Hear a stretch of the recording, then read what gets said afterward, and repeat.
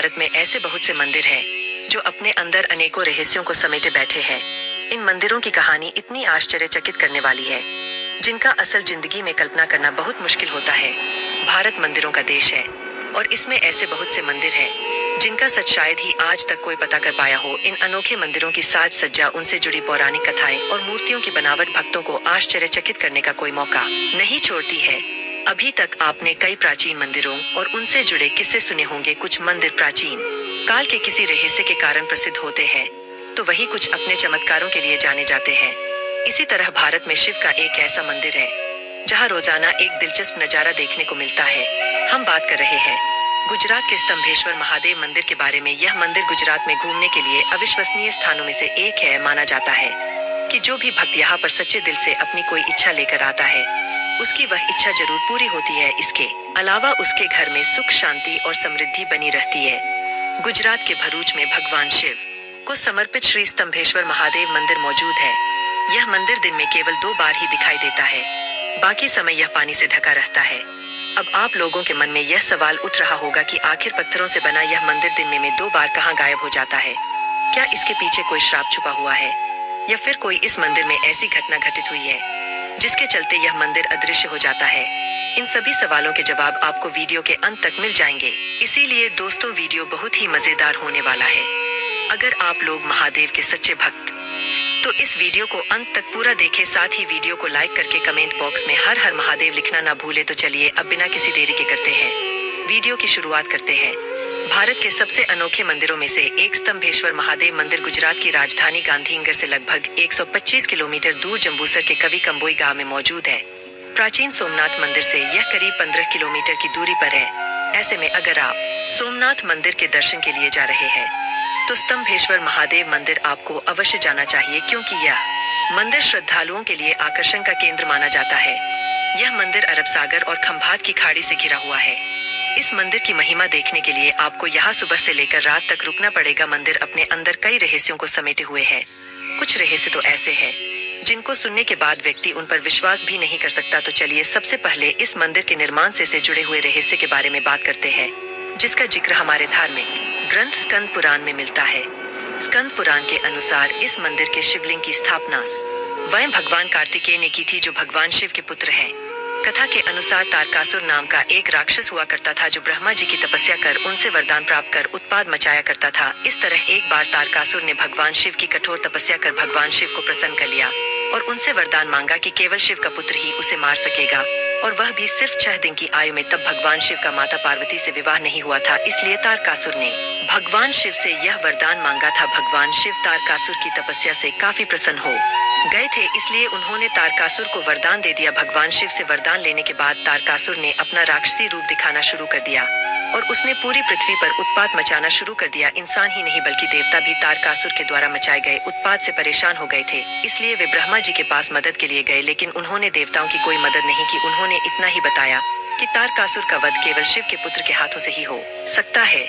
अब समस्या यह थी कि वैरागी भगवान शिव को गृहस्थ कैसे बनाया जाए ताकि उनका माता पार्वती से विवाह हो सके और शिव पुत्र जन्म ले। इसके लिए सभी देवताओं ने भगवान शिव के ध्यान को भंग करने के लिए कामदेव की सहायता ली। कामदेव ने देवताओं के कहे अनुसार भगवान शिव के ध्यान को भंग करने के लिए उनके मन में प्रेम राग जगाने का प्रयास किया, लेकिन इस बीच भगवान शिव की तीसरी आंख खुल गई और कामदेव उसकी अग्नि से भस्म हो गए। इसके बाद भगवान शिव का माता पार्वती से विवाह हुआ। फिर दोनों के मिलने से कुमार कार्तिकेय का जन्म हुआ। इसके बाद भगवान कार्तिकेय ने राक्षस तारकासुर का वध किया। तारकासुर भगवान शिव का भक्त था। राक्षस को मारने पर भगवान कार्तिकेय को अपने पिता के भक्त की हत्या का पाप लगा, लेकिन भगवान विष्णु ने उन्हें यह कहकर सांत्वना दी कि उन्होंने लोगों के कल्याण के लिए एक असुर का वध किया है।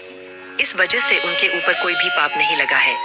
लेकिन कार्तिकेय ने इसके बाद भी फैसला लिया कि वह अपने द्वारा किए गए पाप का पश्चाताप कर सबसे पहले कार्तिकेय भगवान ब्रह्मा जी के पास जाते हैं और उनसे इस किए गए पाप से छुटकारा पाने के बारे में विचार विमर्श करते हैं। लेकिन ब्रह्मा जी उन्हें भगवान विष्णु के पास जाने के लिए कहते हैं।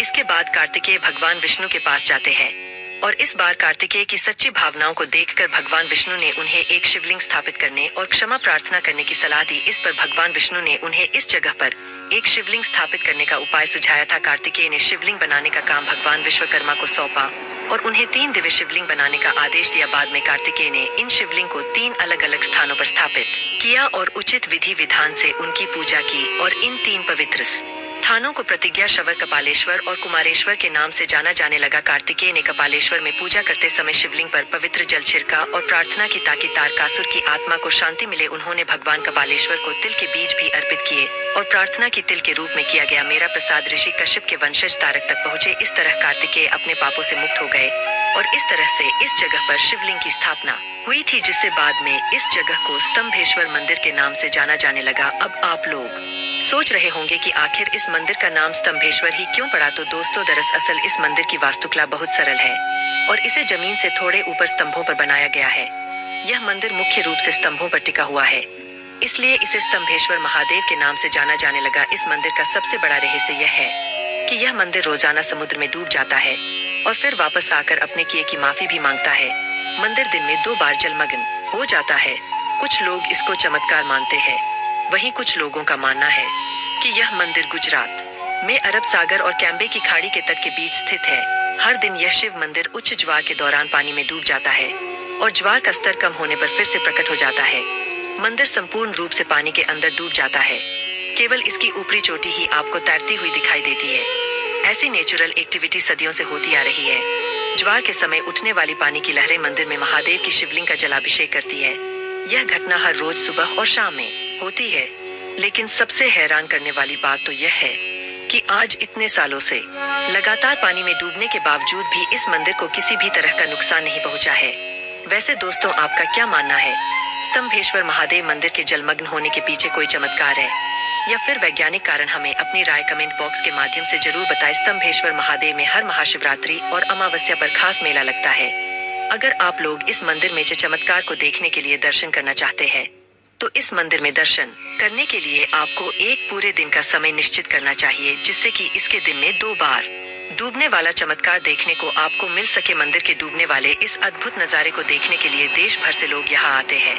इस स्थान की एक और अनूठी विशेषता महासागर और साबरमती नदी का मिलन है। इस जगह की प्राकृतिक सुंदरता के साथ साथ इसकी धार्मिक प्रमुखता भी बड़ी संख्या में पर्यटकों को यहाँ खींच लाती है।